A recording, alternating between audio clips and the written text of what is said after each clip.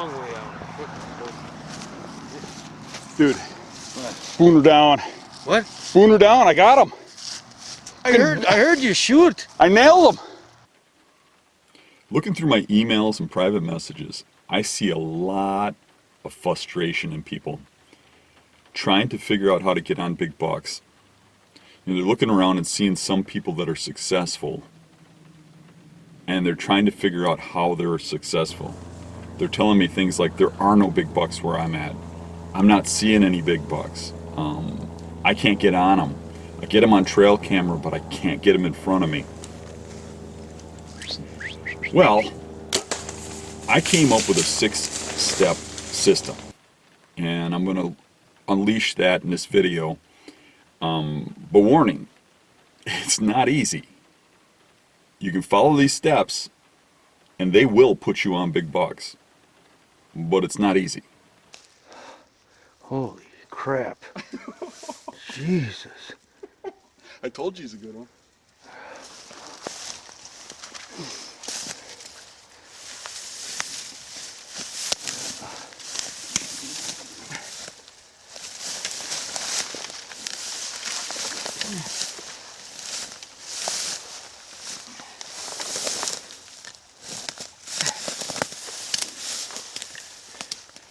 Yeah, he's got to be 21 inside, maybe. Yeah, I just think he's a little bit wider than he thought.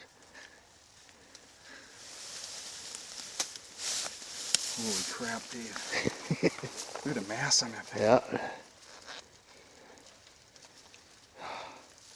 Number 1, accept the fact that you do not get to the point of killing big bucks every year on pressured land overnight by watching a video or reading a book. It takes some time learning and scouting.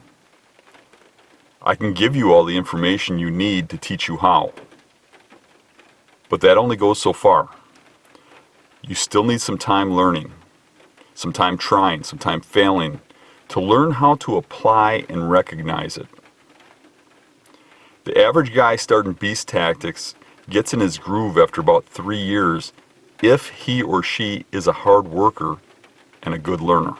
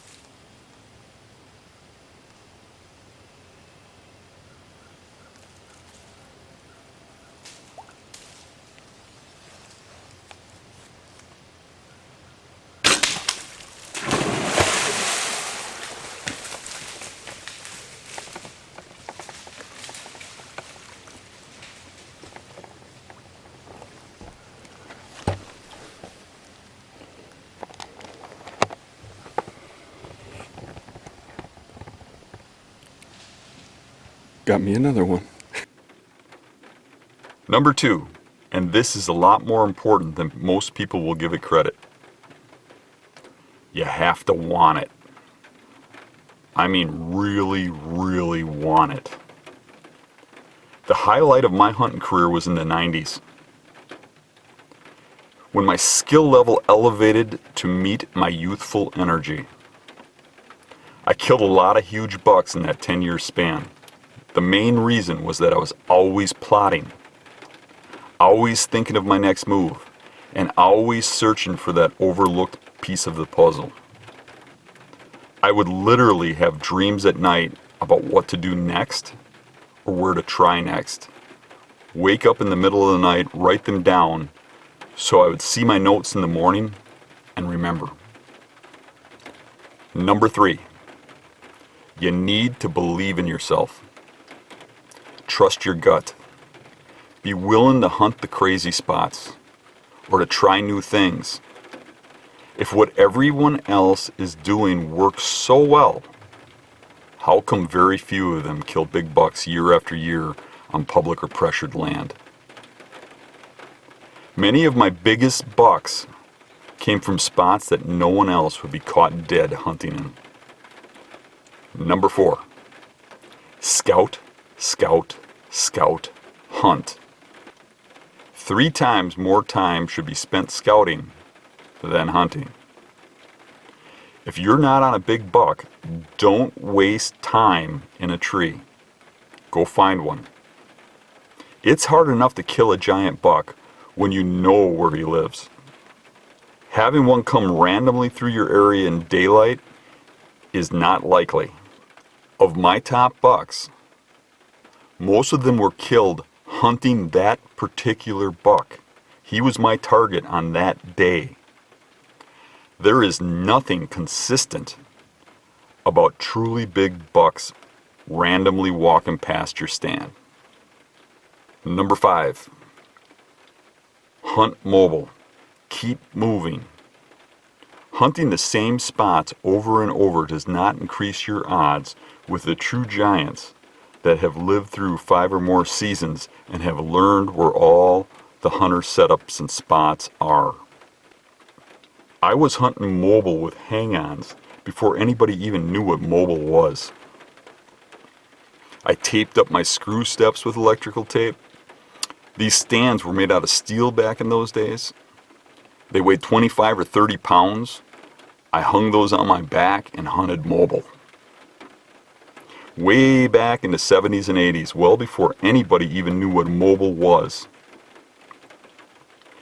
Now I build my own equipment because there is no equipment manufacturer that understands true mobile hunting or what I need. Most people hunt the same spots over and over, but it's generally a first-time sit that results in the biggest buck of your life. Number 6, not all public or private lands are created equal. Choose places where you know of a big buck, heard about a big buck, seen a big buck, got pictures of a big buck, or places that have a reputation for big bucks. Check with the local DNR biologists to find out which properties have the oldest age class. Don't just keep going to the same properties. If that sounds like too much work, refer back to number 2 on this list. When I look at 10 different public properties, generally I only end up hunting 1 or 2 of them. I'm looking for a place that has limited access and hard to reach areas. If the area has high pressure, is near cities, and has high hunter density, I search for water. Thick swamps that are wet and have endless cover, giving bucks places where the Orange Army don't kill every buck before it reaches 5 or 6 years old. Thanks for watching. I hope you enjoyed the show. Hit the like button, hit the subscribe button. See ya. I've been endorsing Tide for quite a while, and really I was kind of looking at getting away from them because they're a Chinese company. But I do like the company. I like the people who own it. They've treated me very, very well. But I was looking for a higher quality boot. I still use a lot of their other stuff, their other equipment, but I wanted a boot that was going to last longer and take the abuse that I put them through. I shopped around quite a bit and looked at a lot of boots. I looked in USA, and I just can't find a quality made USA rubber boot. They just don't exist. I ended up, Josh Talker had contacted me, and he said that he had purchased gum leaf boots, and he said the price is pretty high, but they're built in the UK, not in China, by an American company, by Jack Butler. And he said that he really liked the quality and that I should give them a try. So I did. I went on their site, looked at the boots, and I actually preferred their cheapest boot, which is this one, because I don't like zippers and stuff. I like a solid boot you just pull on. But most people, according to Jack, like their Royal Zip boot, which has a zipper on the side and pulls up tight around your calf. I like the simplicity of this, and I think there's less that could go wrong with this type of boot right here. It's also a very light boot, and one thing that impressed me right away was the neoprene is on the inside, not on the outside where it's going to get ripped up by barbed wire and thorns and the kind of abuse I put them through, rocks. I've been putting these things through hell just trying to make them fail, and they haven't. So anywho, Jack reached out and said he would like to help the beast community. And if you want to buy a pair of gum leaf boots or you want to try them out like I did, you can get a 10% discount from Jack right now by using the code BEAST at checkout. So go to his website, check him out. There is some sticker shock, but I think these boots will last you 3 times longer than the boots you're buying now from the Chinese companies. They're made out of real rubber. Now that might sound funny, but modern boots now, rubber boots, are impregnated with plastic. It's part rubber, part plastic. And that's why they crack so fast and they don't last as long. A guy almost has to wonder if they do that so their boot don't last so long that they're not selling them.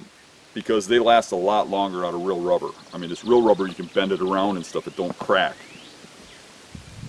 So these boots, I believe, are going to last about 3 times what a regular boot does. Now, I have yet to see that because I haven't worn them for 3 times. But the abuse I put these through is a lot more than I put my last boot through, and there ain't so much as a scratch in them.